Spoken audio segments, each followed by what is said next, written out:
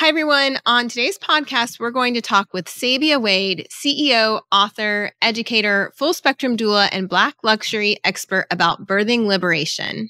Welcome to the Evidence-Based Birth Podcast. My name is Rebecca Decker, and I'm a nurse with my PhD and the founder of Evidence-Based Birth. Join me each week as we work together to get evidence-based information into the hands of families and professionals around the world. As a reminder, this information is not medical advice. See evbirth.com/disclaimer for more details. Hi, everyone. My name is Rebecca Decker, pronouns she, her, and I'll be your host for today's episode. Before we get started with today's episode, I wanted to let you know that if there are any content or trigger warnings, we always detail them in the show notes for this episode. And now I'd like to introduce our honored guest. Sabia Wade, pronouns she, they, is the founder of Birthing Advocacy Doula Trainings, an accessible and inclusive training program for community care workers, and the founder of For the Village, a nonprofit providing doulas at no or low cost to low-income and marginalized communities in San Diego, California. As a coach, board member, investor, educator, and programming development consultant for organizations throughout the birth and reproductive health space, every part of Sabia's work centers on liberation of all people through reproductive justice. Sabia's newest business, Loads of Pride, is a new frontier in the trucking industry, centering jobs for BIPOC and queer individuals, and aims to show just how connected everything is. Sabia is also the author of the brand new book, published in March 2023, Birthing Liberation: How Reproductive Justice Can Set Us Free. We are so thrilled that Sabia is here to join us as a repeat guest on the EBB podcast. Welcome, Sabia, to the Evidence-Based Birth Podcast. Thank you. You're so good at that. I was like, wow. Well, you are easy to brag about, Sabia. And we get excited when we talk with you. You came on the Evidence-Based Birth Podcast in episode 124, which was in the heart of the first wave of the COVID pandemic. So we're thrilled that you're here back now to update us on your work and talk a little bit about your book and other topics. Can you remind our listeners, for those who didn't listen to 124, like what led you to go into birth and reproductive healthcare? Yes. What good memories and also challenges. So long story less long. Initially, I was in the medical field. I was a nursing assistant. I was working in hospital spaces. So I dealt with anyone from gunshot wounds to like accidents to amputations to like literally across like so many things that I like populations I worked with in that. And so one of the things that I realized, especially when I was last working like in direct care in Philly, it was like the disparities that were happening. So I worked in a few hospitals and like rehab centers. Some of them were in like predominantly white areas. Some of them were, right? So I like tracked all this information around like how people were getting treated, where resources were available to them. And I was like, there's a distinct little difference here. So long story, again, less short, I was like, well, I wanted to be a doctor. I wanted to be a nurse. But after being in the like kind of connected to the medical system for the few years, like 5-6 years, I was like, I don't know. I don't know if I want to do that. I don't know if, that's a space for me. So I heard about doulas in Philly, and I decided to move to Massachusetts, became a prison birth project doula, full spectrum volunteer for 2 years. And that's when I learned all about reproductive justice and obviously incarceration and substance abuse and all these things. And I was like, okay, I am where I'm supposed to be. I will say when I started to do that like volunteer work, one, it tied right into like my background of being in a medical space, but pregnancy and all that was new to me. And even though I fell in love with it, I didn't know at that point that it would be like the rest of my life. But I knew once I started it that it was something that was really significant to me. Yeah, I think a lot of us, and probably our listeners, can identify with who are birth workers, that something like bites you and you're like, oh my goodness, this is my passion. That's exactly how it was. It was like, oh, and I think for me, it was like being in that mix of being around the medical space, because I've always been a person who's been attracted to that space and like the care space, but also being able to be myself, right? So talking to my clients, being like very much centered in their care, their education, without having a filter of how I could talk to them based on who I was working for. So being able to tie all that together was really enlightening for me. And obviously it's kept me around for the last several years. So it worked out. Yeah. And since we last spoke with you, you started using a new word to describe your work, and you call yourself a birth neoterist. And can you explain to our listeners what you mean by that?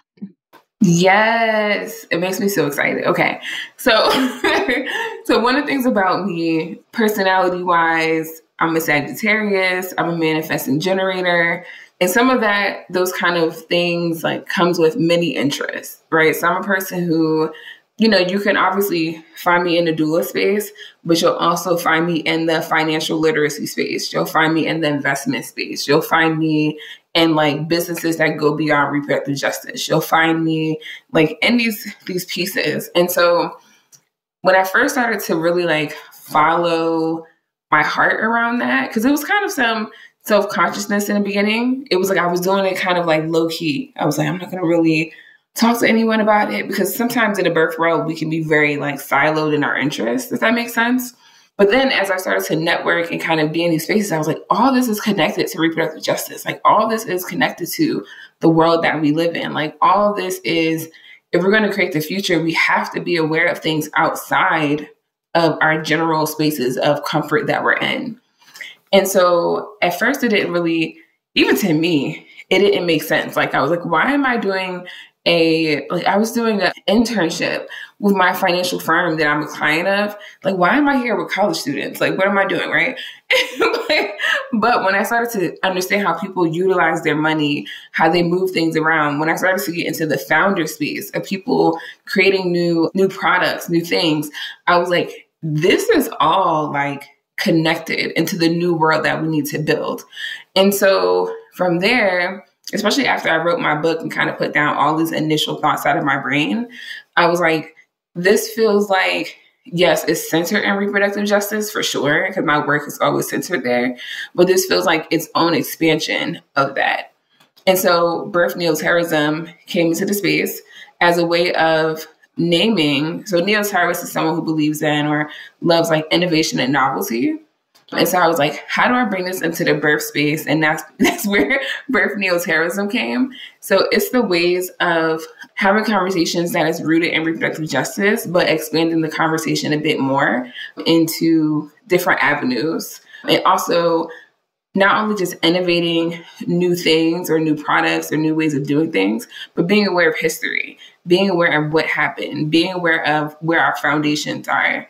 And then also bringing it into a space that not only do we create new products or organizations or whatever we do, but more so bring it into like a sustainable ecosystem. Because for me, that's really the solution, right? Like we can have one thing over here, a one-off over here, but like what is the actual ecosystem for sustainability?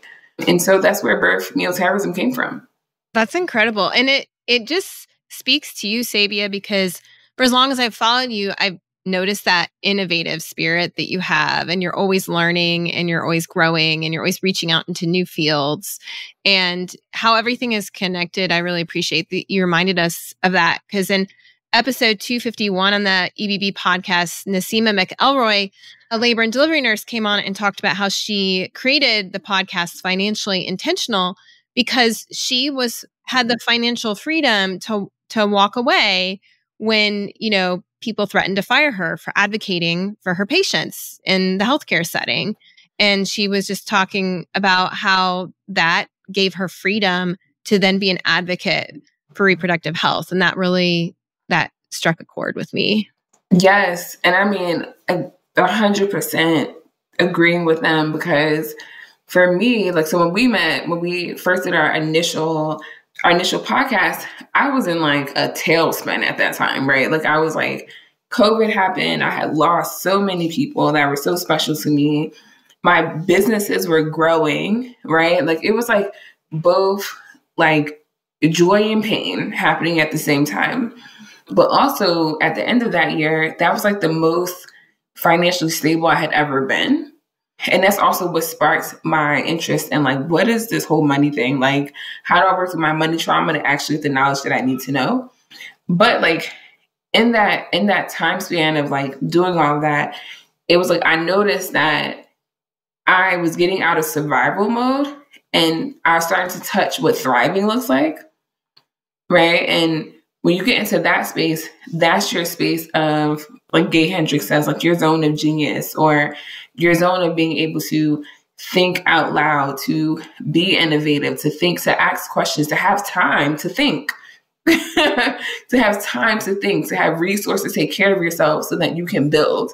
Right. And so I think for all of us in this whole like birth world community, all these things, and for myself at one point, right, the inability to thrive, right, keeps us in the same cycles, right? So my hope is that with my work, I teach people how to step into that thriving so that we can get to a better space. And therefore, if it's a better space for you, it's a better space for the collective. And while you were kind of discovering all that, it sounds like you were also like laboring and birthing a book. So can you talk a little bit about what inspired you to write your book called Birthing Liberation, How Reproductive Justice Can Set Us Free? Like what inspired you to start writing it and finish that process? Yes. That is a huge labor. You've written books, so you know how it goes. It is a very big process, especially your first time around. Like, I mean, imagine my second book, I would still have like obviously challenges and different things. But I think with the first book, you're like, I don't even know how this goes. Right. So I'm in the process. I'm learning about it at the same time. Like, what is happening? But the inspiration was, let's see, right before 2020, I guess like end of 2019, even like January 2020, before like pandemic times, I was thinking about writing a book. I had kind of an idea about what I wanted to write. I thought maybe I would write something, self-publish it. It would be that kind of thing. And then pandemic happened. So the pandemic happened. A lot of my businesses started to like, you know, expand, grow. And I was like, I still want to write a book, but how should I handle this? And so actually, I think one thing to really name about this point was that I thought I was still thinking very small, right? I was still like, I'm going to write like a little, like, you know, maybe a few pages of a book and I'm going to put it on Amazon and like, it's going to be cool. And actually I had people in my circle who were like, no, write a book. Like, you know, like they were like, write a large book, like go to an agent, see who will pick you up, go to a publisher, see who will pick you up. And I was like, I don't know, you know? So actually, my friend Britta Bushnell, Transformed by Birth is her book. She connected me to a book coach, Nikki Vandekar, and we just started to build. Like we literally, like she told me about Nikki, and literally I think it was like I emailed Nikki that day, and me and Nikki were in a session later on that evening. Like it was like boom, boom, boom, boom, boom. Here we are. So we got into the session, and she was like, "What do you want to write?" I was like, okay. So we started to build out the pieces of the book. And the thing that was really important to me was I think that there are many books, very great books, that speak to birthing people directly, educates them on what they can do, not do, all of that, especially marginalized identities in spaces that are not that safe for them, what they can do, what they can't do, whatever. But I wanted to write something that was for the people that take care of birthing people. Like that was really my like focus, more so than talking directly to birthing people. So anyway, we talked about it. We wrote out the like, you know, the pieces and the summaries and all of that. And then even after we finished the book proposal, which I'm gonna tell y'all, if you've ever written a book and you're trying to go like a publishing route, a book proposal is like writing a book. Like it was so much. Like it sounds thinking really about intimidating to me, like writing a dissertation. Like I've never. Yes, that's what it was. It's like you're looking at the quote unquote competitors. You're looking at this. You're putting what media have you been in? So that agent would know, like, it was like, then you're right in the first chapter or like one of the chapters that you want to highlight. Like it was it was just, exactly. It was intense. So anyway, everyone had told me like looking for an agent is going to take you a while. Looking for a publisher is going to take you a while. And literally within the first week I had an agent. When we put out my book proposal to get a like publisher, within the first week I had 2 offers. Like, so I was like, I guess this is meant for me to write this book. Now you have to write it. Now I have to write it. So once we got all of that settled, honestly, my book was supposed to come out in November 2022. And I pushed it back to the March release because in November, I was like, well, even before November, I was like, I am exhausted.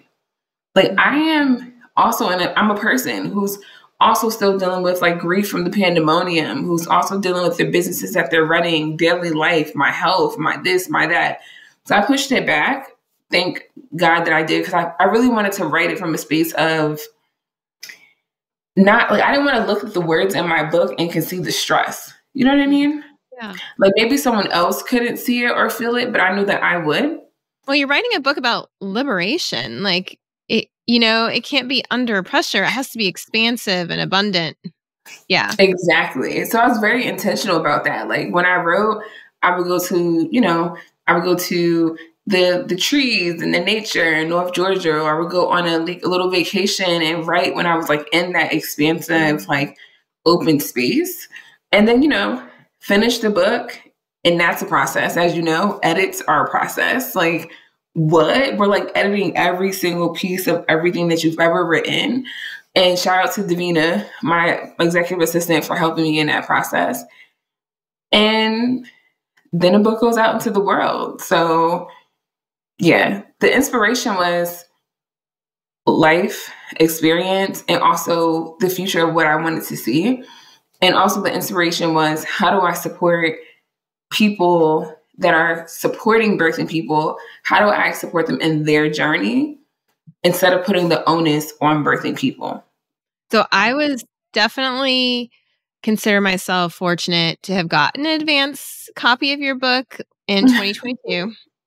And one of the things I loved about it was you opened with a story. I mean, some people might call it a case study. And then you also close with that same story, but as if it happened in a different world, a different environment where people are free to birth the way they want. And can you talk to us about like, what was the inspiration for doing that, for writing that story? Was it a single person story? Was it a compilation of births you'd witnessed? Like, what was it? Yeah. So for me, that story was a compilation. It was this story is very common.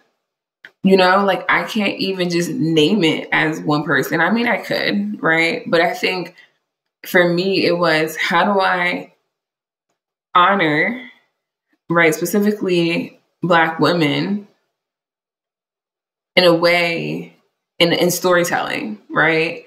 And so I wanted to do that. And I wanted to do that not only from the aspect or like the process of the birthing person, obviously that's the center of the story, but also honoring the Black family that's supporting that birthing person and their experience as well, right? And so for me, it was like just putting that together and also emphasizing that this happens all the time, right? This is not like, and that was important to me because I felt like if I named one person, right, like this was inspired by one person, then people would kind of take it as like, oh, that was a rare occurrence, right? This is just one story.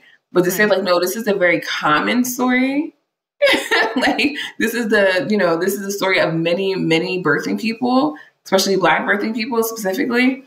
Like that to me really brought in that like this is a generic story that shouldn't be happening.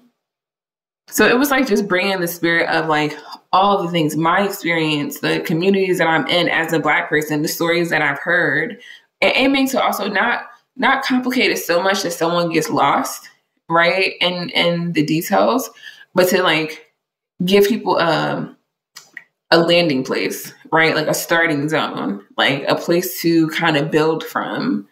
And that's why it was important for me to revisit the story at the end in a way of like, remember this person that you connected with in the beginning? What if the story was different? What if it was improved? What part could you play in this improvement? So it was just, it's one of my favorite pieces that I put together in the book. So you kind of like sandwich the book between a story of this family at the beginning and then at the end in a different world, that world you're envisioning. What's in the middle? Like, what can birth workers and families learn from reading this book? Like, what are some of the other topics you cover? Yes. So this is like taking me back to when I was like building it and I was like, okay, what do I want to include? How do I do these things, right? So the book, like we said, starts off with storytelling, because also I think that storytelling is so important. It just connects our like human experience beyond just like knowing fancy words and statistics. It's like, here's a story. But in between, for me, the first part of the book, if you will, first section of the book, first like 2 or 3 chapters, it really goes into the history, right? So what happened in the past, and then it goes to the future. What the heck is happening, or not future, the present. What's happening in the present? And then also the big question of like, is it really that different? Right? Like, even though we have like modern technology has grown and this has grown and woo, like, is it much different than what it was 100 years ago? And you answer that question for yourself. But then one of the pieces that was really important to me and through my own personal journey has been trauma healing. Like, on so many levels. Like I said, when I came in here, I was in the midst of a lot. But for me, as an educator, as someone who talks about racism, who talks about inclusion, who talks about all types of traumatic things, one element that I've seen in my spaces is always a conversation of trauma, right? So what is trauma? How does it, how do we embody trauma? What does that look like in ourselves, the conversation that we're having with ourselves, but also with the people that we care for? Right? What does racialized trauma look like? What do we, let's understand these things. So the middle of the book really goes into understanding racism on a deeper level, understanding trauma on a deeper level, understanding how racialized trauma impacts all of us, right? Because I think it's so easy to say, marginalized people of color are the victims of racism. So we see how racism impacts them and their traumatic experiences and how they move through life. But I think it's important to bring in what I call in the book non-BIPOC people, right? And we specifically say non-BIPOC to center BIPOC people at all times. But how does trauma show up for you? How does racism show up for you? What is your internal landscape with this conversation? And how is it impacting the care that you're giving to others? So it's a whole big thing about that. And then towards the end, we talk about what does it actually mean to be liberated, right? Individually and as a collective. And then how does that come back into reproductive health, reproductive justice, and the outcomes that we have and can influence, right? Beyond just saying, I'm going to an implicit bias training or I'm going to this, that, and the other. It's like, what is the internal things that need to shift to happen? And then also throughout the book, there's somatic exercises to help people integrate the information, not just from like a brain experience, but from a bodily experience. So it's a good time. I think so. But my hope is that when people read the book, that they're, yes, moving through the storytelling aspects, they're moving through learning about things, but more importantly, that they're having a personal experience with the book. That it shifts something for them personally, right? And that being the beginning of collective liberation is that personal liberation of self, that care for self, that acknowledgement of bias and this and trauma and this without judgment, and then moving into personal liberation so that we can get collective liberation going on. I love how you incorporated the somatic like instructions throughout the book, which makes sense because you're a somatic healer and body worker. And I was wondering if you could talk a little bit about how you struck a balance between talking about really hard subjects like maternal death and then like having a balance with hope and like what we can do to move on or to heal. Yes. So It's so interesting what popped up in my head just now. So my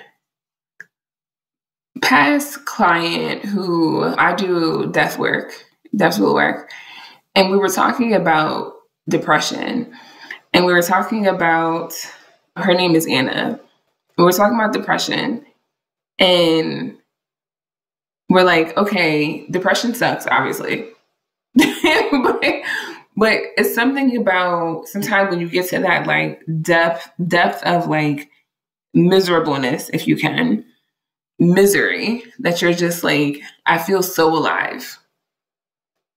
Right? There's something about it that like brings you back to this like human experience of like my sadness, my sobbing, my whatever it is, also brings me to this like awareness of like, I am alive. And so to kind of put that into perspective with the question that you asked is like, there's in this work of one, not only talking about Black, health disparities in reproductive world, and also being a Black person myself, right? Like it not being something that I'm just talking about from like over there. It's also like who I am as a person. Like I'm Black, if you can't tell, or if you're listening, very Black. And like, and so with that, even sometimes when I'm in that space of like experiencing it in my own lived experience, talking about it, being in these deep, like dark spaces in the conversation at times, there's always been, at least for me, some piece of hope, some seed that has been planted, right? Whether it is, in my experience as a teacher, talking about it with white people, right? Physicians, nurses, birth workers, whoever. And then one person has like an epiphany that they're like, oh, wow, like I just noticed this thing about myself and this is what I did and this is what I need to do better. It gives me hope, right? Or like when I'm talking about these things about to Black people, right? And they realize how much power we have in our community to help each other, to keep doing this, right? That gives me hope, right? So like even in these like depths of like despair and obviously so much heaviness and stress and sadness, for me, there always has been a piece of something that brings me into this hope, right? And so my job, my hope is that I'm able to expand those pieces of hope, those seeds of hope. And I think I also see that in the younger generations, right? Like me being, how old am I? I'm 34. So like, obviously I'm still youthful, but like, but not as youthful as I used to be. You know what I mean? Like I'm not 22 anymore, but seeing younger generations who are having so much more conversation about this, who are like having this at like, it's just who they are. Like inclusion is who they are. Anti-racism is who they are. Right. So I think for me, having the conversations and being someone who really facilitates space around that, there's always pieces of hope throughout those spaces and around it. And so I just grab onto those because you got to. And then there's other days too, like honestly, where I have to disengage. Right. Sometimes the hope comes from disengaging and then coming back. Right. And I think like that's also like for the birth workers out there, who's doing this work, part of it is also disengaging and coming back. Disengaging, building up your personal life, your things, your joy, your whatever outside of this work, and then coming back when you're ready. So I think there's many elements to it, but the hope remains. And when it just feels bleak, I go take care of myself. And then I come back. That's also the part of me being a Black luxury expert. You ain't gonna burn me out. You're not gonna like take me down with you. Like I'm gonna go take care of myself and then I'm gonna come back. And where can our Black listeners go to learn more about Black luxury that you just mentioned for anybody who's like, So I'm building out more around it. I would say the biggest thing to do is definitely go to my Substack, birthneoterism.substack.com. I'm building out more around it because I think one of the things that I realize is And I've had many like podcasts and things where I talk about it a bit more. But when we think about Black luxury, I want to get people away from the concept of what like luxury is. Luxury doesn't have to be something that's expensive. It doesn't mean that you're about to like get flued out to like wherever, you know. It's like luxury is also at home. How do you treat yourself, right? How do you manage your time? Did you take a break to go use the bathroom when your body said you had to use the bathroom? Did you get something to eat when your body said, hey, I'm hungry? Did you say no to, you know, the 5,000th need that someone had? You know, like it's not just like actual luxury or monetary things, even though I do love a good monetary luxury experience. But but it's really about the ways that we resist, right, white supremacy, the ways that we resist urgency, the ways that, for me, especially as a Black non-binary woman, how I resist like being mammified, right? The way me and my friend just had a conversation about this the other day. Therese Couture from Embodied Black Girl, we did a Substack the other day. And one thing that she said that was like, so like, yes, was she was like, as a Black woman, that a lot of the work, and I think Black people in general, but as a Black woman, people expect us to process their emotions for them. And I was like, oh, I was like, oh, wow. Right. So even for me, Black luxury is like, how do I give people their feelings back? How do I say like, no, that's not for me to process? Yeah, I was just thinking that was depicted really clearly in season 1 of The White Lotus. You know, I mean, the Black therapists. You know? Mm-hmm. And it's like, that's like constant, right? Like, especially like if you're, and we've had a conversation about like leadership, like as a Black leader, right? Like not even just on my team, just in the space, right, of how people see me. A lot of it can be like, process this emotion for me, or let me offload on you. And I'm like, this ain't that, right? So Black luxury is really care for self, despite, you know, money and this and that. Is really about like that resistance of, you know, white supremacy and urgency and capitalism and this and these different pieces that specifically take Black people out of our embodied experience on purpose. That was deep. I love that. All right, we'll link to those Substacks in the show. For sure. Sabia, before you go, I was wondering if you could like paint a picture for what your vision is for birthing families, and more specifically Black birthing families for the future. Like if you could paint a picture with words, like what would it look like? A picture with words. It would be, some of the words that come up for me is, one of the words that come up is like care, like holistic care. And the ways of not just seeing Black people as bodies that have to be treated, but seeing them as full human beings with feelings and, yes, some physical aspects, but emotional, mental, spiritual, right? And seeing that the systems as which they have to be within further care, like facilitating these spaces, like having these resources and bringing it to them, right? Because I think, you know, especially as a Black person, at least in myself, I've had experiences where I ignore these pieces of myself because that's just what I've been indoctrinated into, right? So if I go into a doctor's office and they're like, hey, how's your spiritual wellness? I would be like, like, oh yeah, how is my spiritual wellness? Not just my body, right?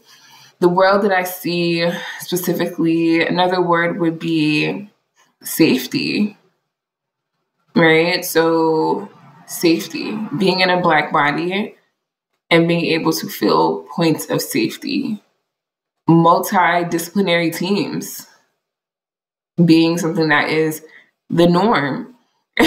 So, you know, even if you're going into a medical space or whatever, like it being a norm for you to be able to have a doula, for you to be able to have, you know, if you have a spiritual practice or a person, if you have your family or whatever, that it just being the norm to be able to have these several different types of people that fulfill different levels of care and needs for you.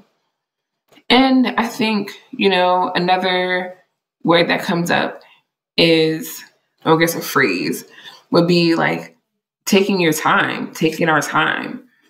I think there's so much rush and so much, everything is so like time focused, right? And I think for Black people specifically, it's very short periods of time, right? We think about postpartum and we think about the disparities in time that people have to take off for work, especially if you're Black and marginalized, right? Like if we think about the time that people have to heal, if we think about even what the definition of postpartum is, like, okay, we know that it's not just like this short period of time, it's this whole thing. So I think it's more so like Black people being able to take their time to be expansive, to like actually be embodied in their experience and not just say, well, I have 6 weeks or I have 2 weeks, because depending on where you work, you may not have no time, right?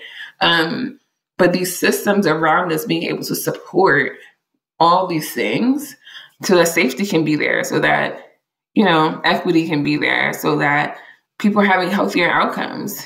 And people are not only having healthier outcomes, but they're also having better family experiences. Like everyone is having a better experience, not just the birthing person, but the partner or partners, the grandparents, the other kids. Like, right, there's this whole, it's a ripple effect. When a birthing person is pregnant or going through whatever reproductive experience, they have a whole family. So how do we make this a better experience, a less traumatic experience, a more healing experience for everyone, starting from the birthing person, but like rippling out through the community? When you said time, I was also thinking of just like, even in clinics and hospitals, like the time that patients are given, you get 7 minutes with the provider, or, they come in for 2 minutes to check you and then they're gone, or there's time limits put on your labor or your ability to calm down before you get that epidural, or just anything. Exactly. Right. And I think like, the last word that I would say is just like a more luxurious experience. Like, and whatever that looks like you said, whether it's instead of having 7 minutes, having an hour with your provider. Like if that means, your labor experience, having people that are patient with you, right? Like people that aren't like, well, you've been in active labor for 12 hours. So that means we got to move to a C-section or whatever. It's like, actually, can you take the time to actually check to see if any of that's needed? Can you see how they may be moving through is different than the next person who's moving through? Right. So just like people being able to feel held and just to feel like luxury, to me, really should be the standard. Right. So when I say it, it doesn't mean that like only some people are afforded luxurious experiences. It should be the standard. We should all be feeling luxurious every day. So, but I would love that. Especially when you're pregnant and having a baby. And yes, like you should be feeling like you are literally bringing life into the world, which is magnificent, which is amazing. And you should be able to rest and be present and take care of yourself and be loved and feel safe and to nurture and to be nurtured. Like these are all things that everyone deserves. So that's like, what I see the future as. I love it. Thank you for sharing your vision with us, Sabia. For our listeners, I strongly recommend this book. Where can people find it? Like, what are all the platforms? Oh my goodness, it's everywhere and it's so wild because I Google it and I'm like, what? So my advice would be you can look at all the like major places like Barnes and Nobles and Amazon or whoever you do. If you're divesting from Amazon, I support that as well. So if you look it up, just Google it. And also if you're looking for my biggest thing would be if you have like a bookstore or a local bookstore that you would really love to see it in, call them up, tell them to order a couple. Because I really want to see, am loving seeing and want to see more of my book in like indie stores. Because that's where my people at. So if you don't already have it accessible to you, even if you actually live outside of the US, there's a lot of international spaces where you can order it as well. But definitely in your local bookstores, I would definitely say also for accessibility, look up libraries. Many of them will have it in stock or at least able to order for you. And then hit me up and tell me what you think about it. leave a review. That's one of the most helpful things you can do for any author, is to leave a helpful review. And you mentioned libraries, but one of the things that I learned with my book publishing, even though I didn't use a standard publisher, is the libraries usually have a budget for books that they order throughout the year. So all you have to do is usually go to your library's website, fill out a form, and say you want them to order Sabia Wade's book, Birthing Liberation. And you can also tell them when you're at the library, but then it benefits not just you, but everybody in your community, because then that book will be right up there with all the other pregnancy books. For sure. And the other option that you have, especially for people who are not always have the capacity to like read a paper book, is that it's also available in English so far as an audiobook. So if you need that option, that's also available to you. And hopefully it will be picked up in some other languages as well. Here's the book, by the way. Birthing Liberation, how Reproductive Justice can set us free.